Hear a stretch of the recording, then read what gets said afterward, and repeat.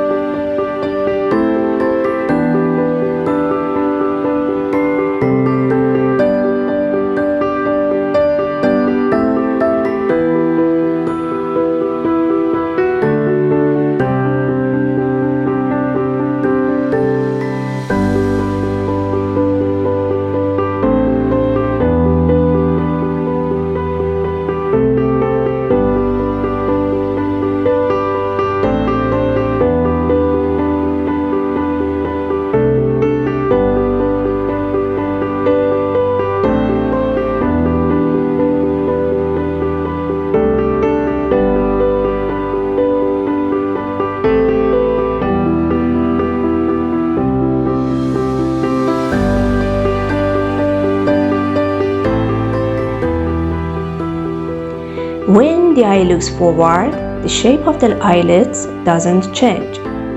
However, when the eye shifts to the side, the rotation of the eyeball alters the eyelid's shape. Plus, the iris changes from an oval to a circle, and parts of it will be hidden behind the eyelid. Now, pay close attention to the differences between these two eye positions. Notice how the eyebrows remain unchanged.